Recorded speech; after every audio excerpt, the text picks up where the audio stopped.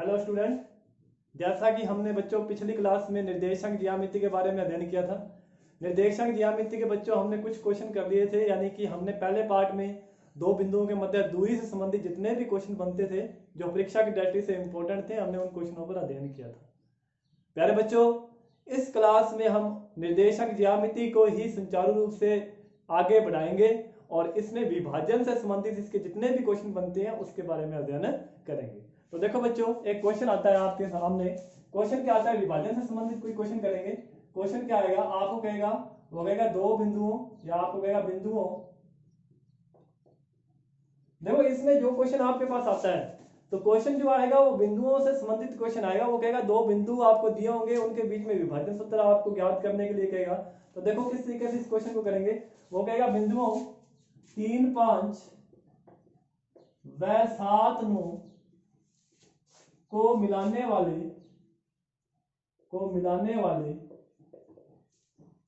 रेखाखंड को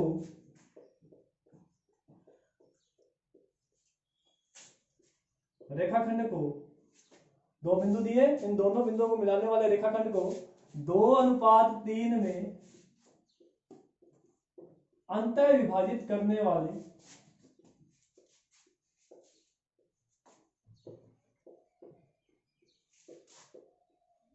बिंदुओं के निर्देशांक ज्ञात कीजिए। बिंदुओं के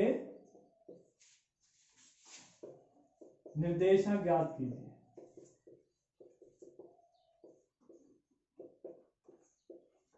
देखो बच्चों, अंतः विभाजन और बाह्य विभाजन दो विभाजन होते हैं। मैं एक क्वेश्चन के माध्यम से आपको बता देता हूं कि क्वेश्चन किस टाइप से होता है इसका। देखो जैसे दो बिंदु दिए हैं, एक बिंदु को हमने ए लिख दिया। ए बिंदु हमारे पास कितना है? 3, 5। और दूसरा जो बच्चों बिंदु है वो हमारे पास बी है। बी हमें कितना दिया है? 7, 9 दिया। प्यारे बच्चों, ये दो बिंदु है आपके पास, एक ए बिंदु एक बी बिंदु। ठीक है, दोनों के पॉइंट आपको दिए हुए हैं। अब कह रहा है कि इसमें कोई बिंदु है बीच में पी, यहां से कोई रेखा गुजरती है इस तरीके से, जो इसे क्या करती है? जो इसे 2:3 में विभाजित करती है। किस अनुपात में विभाजित करती है? 2:3 में। तो इस बिंदु के आपको क्या ज्ञात करने हैं? निर्देशांक ज्ञात करते हैं। देखो वो कह रहे दो बिंदुओं को मिलाने वाली रेखाखंड को अंतः विभाजित करने वाली रेखा, अंतः विभाजित कर रही है ना इन दोनों बिंदुओं को मिलाने वाले रेखाखंड को अंतः विभाजित कर रही है। अब ये कोई रेखा है, किस बिंदु से विभाजित कर रही है? इस पी बिंदु से विभाजित कर रही है। और किस अनुपात में? 2:3 अनुपात में इसको विभाजित करती है। तो इस बिंदु के अपने क्या करने हैं? निर्देशांक निकालने हैं। देखो बच्चों, अंतः विभाजन की बात की है, फॉर्मूला किस तरीके से याद रखोगे? अंतः विभाजन का फॉर्मूला क्या होता है?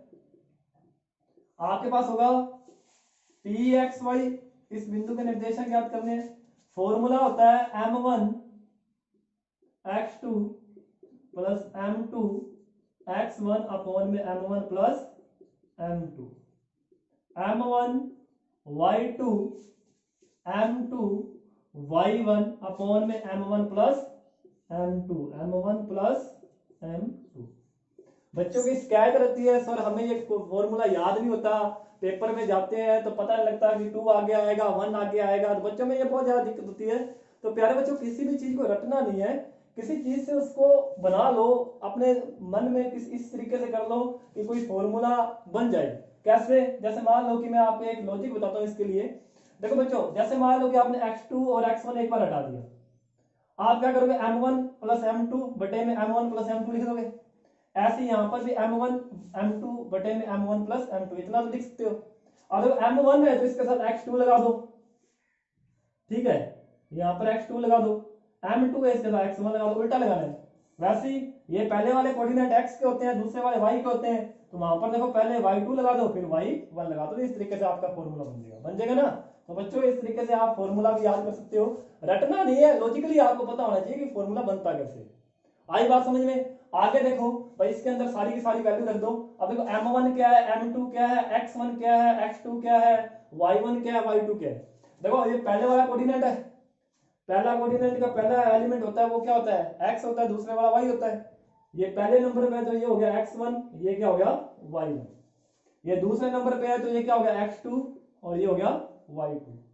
हो गया। और इससे क्या लिखेंगे? अनुपात, अनुपात m1 और m2 से डिनोट करते हैं, तो ये हो गया m1 और ये क्या हो गया आपके पास?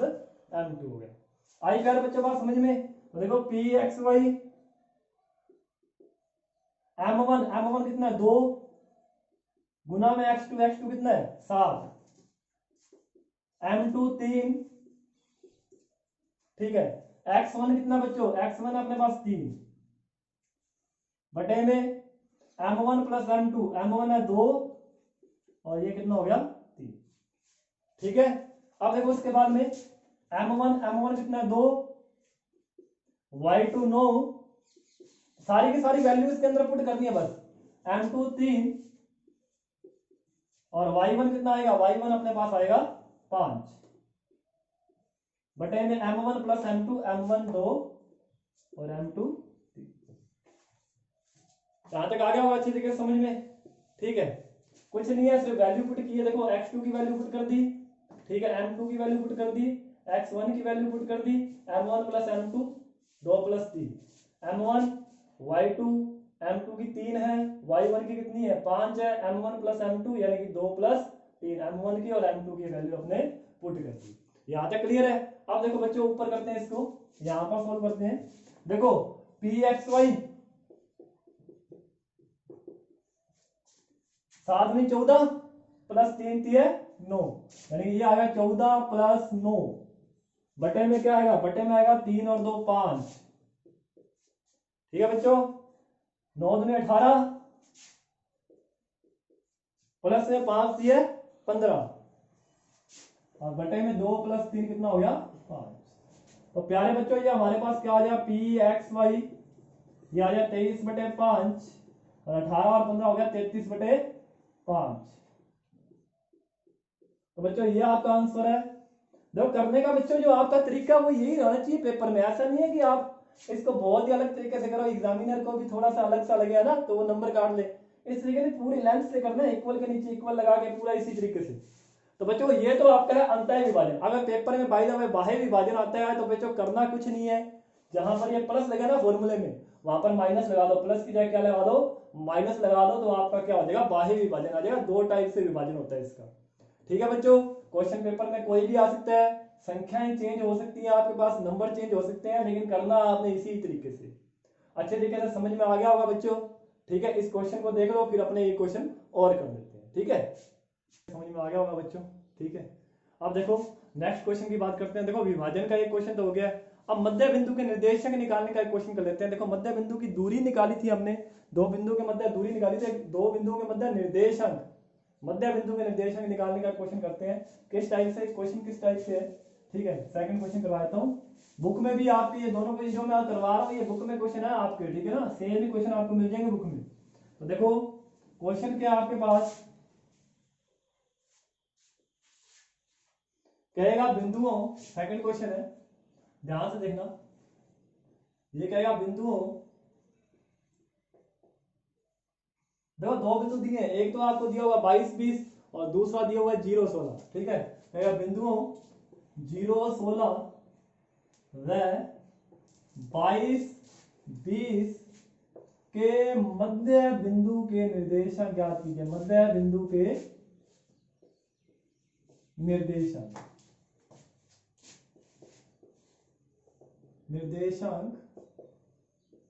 ज्ञात करो।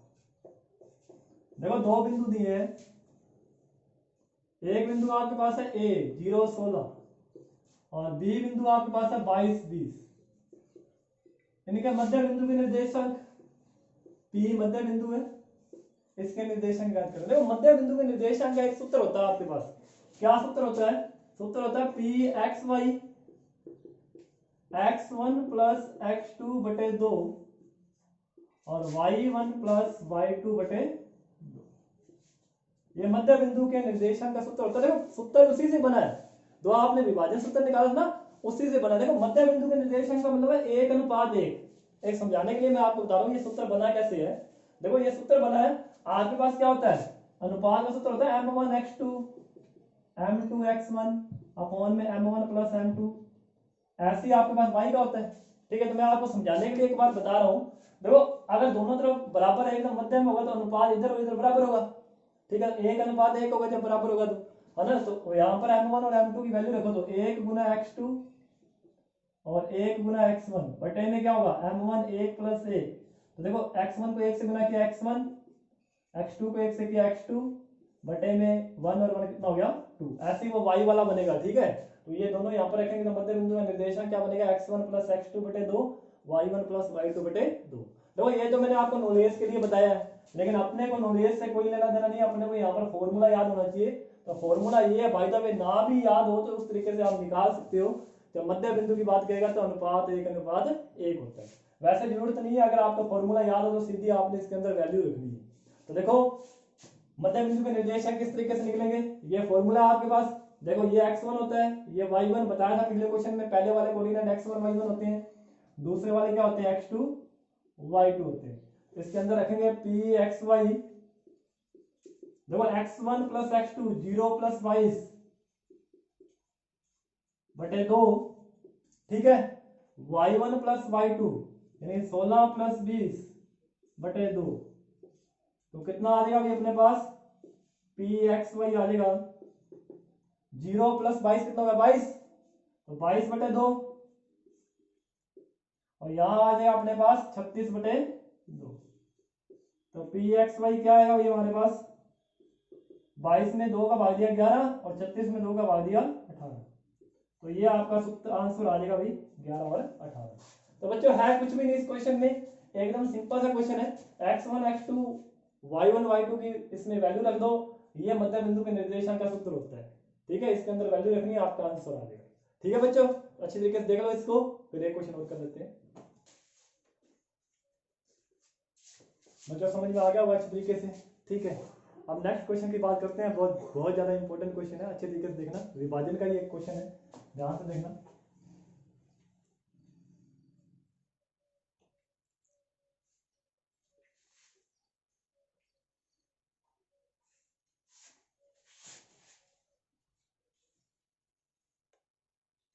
लिखेंगे, देखो ध्यान से, आपको कहेगा बिंदु हो, देखो दो बिंदु आपके पास दिए होंगे। ठीक है, क्या कहेगा बिंदु हो 5 3 व -3 -2 को मिलाने वाले रेखाखंड को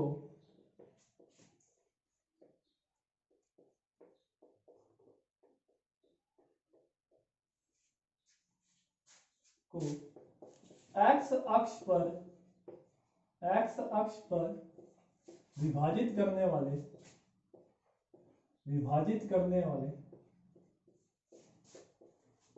बिंदुओं के निर्देशांक ज्ञात कीजिए। बिंदुओं के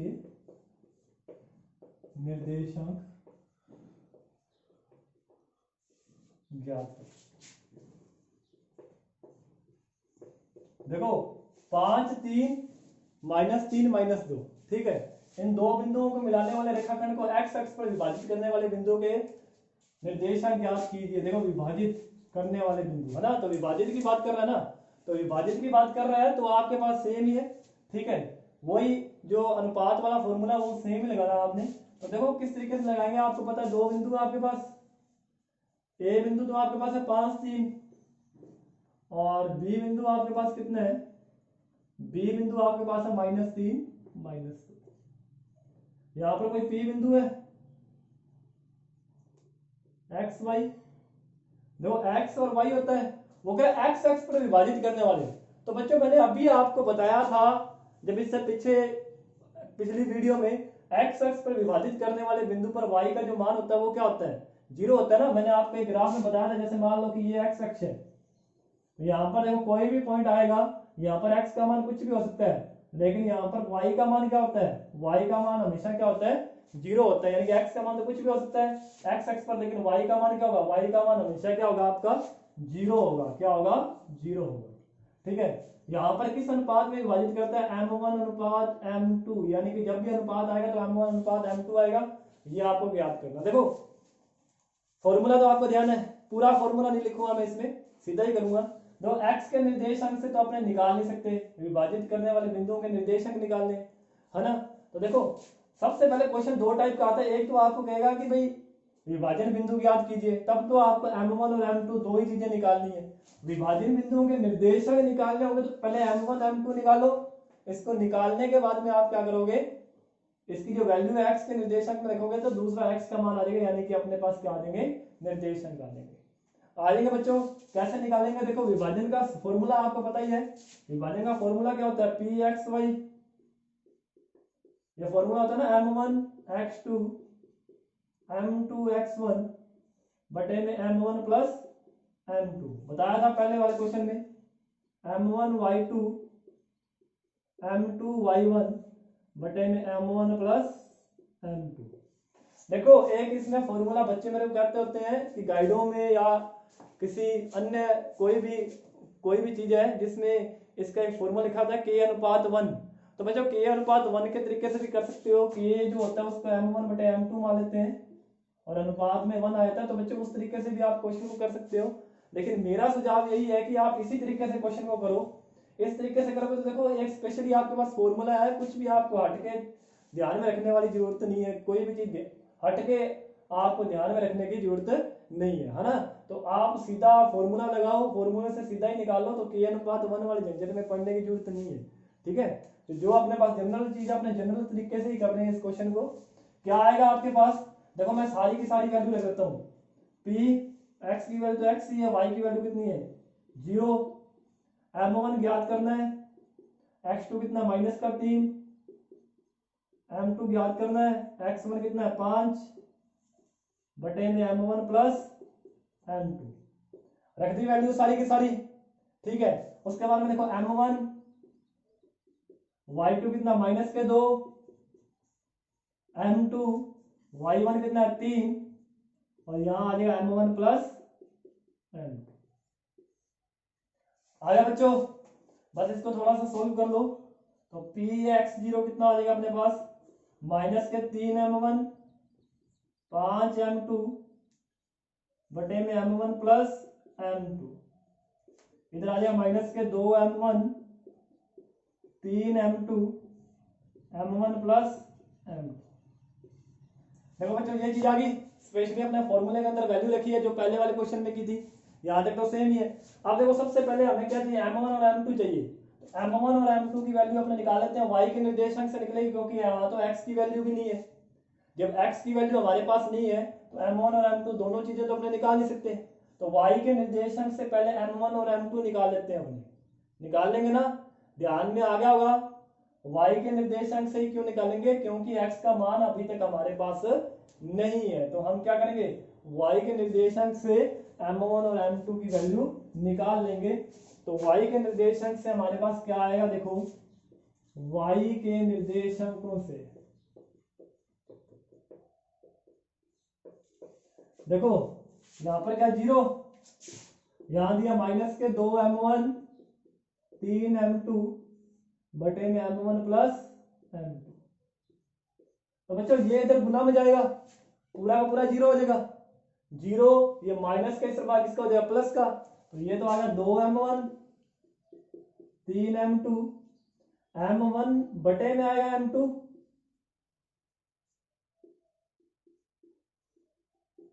तीन और ये 2 गुना में किसमें जाएगा भाग में, यानी कि m1 अनुपात m2 अगर आपके पास आएगा तो कितना आएगा 3 अनुपात 2। तो बच्चों अगर पेपर में आता है आपके पास विभाजन ज्ञात करना है तो आपने क्वेश्चन इतना ही करना है, m1 और m2 निकाल के आप छोड़ दोगे। ठीक है बच्चों, अच्छे तरीके से देख लो इसको।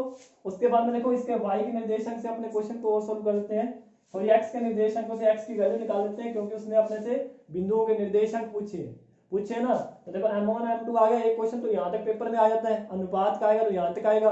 अगर आगे पूछेगा तो अपने को ये चीज भी सोल्व करनी होगी, बिंदुओं के निर्देशांक के हैं तो इसकी वैल्यू वहां पर रखनी भी होगी। अगर x से पूछा तो x के निर्देशांक में रखनी होगी, अगर y के निर्देशांक से पूछा है तो y में वैल्यू रखनी होगी। ठीक है, तो देखो कैसे करेंगे आगे, ध्यान दो, इतना मिटो देते हैं एक बार। देखो m1 और m2, अब x के निर्देशांकों से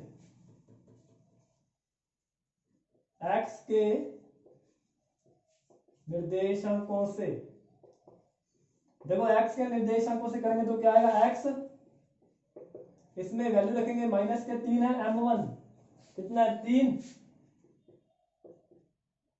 5 m2 कितना है, m2 हमारे पास है 2 बटे में m1 प्लस m2 यानी कि 3 प्लस 2। तो माइनस के 9, 5 दूनी 10 बटे में कितना आ गया 5, है ना। तो x बराबर कितना आ जाएगा, ये आ जाएगा 1/5 आ जाएगा बच्चों। ठीक है, आपने वैल्यू रखी है देखो m1 और m2 की।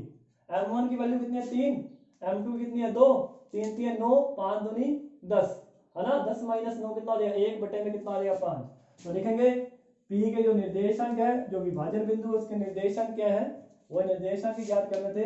लिखेंगे P के निर्देशांक कितना है 1/5 x की वैल्यू, और y तो 0 है क्योंकि x x पर था।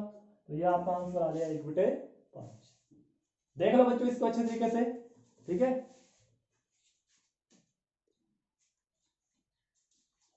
अच्छे तरीके से देख लिया होगा बच्चों, ठीक है।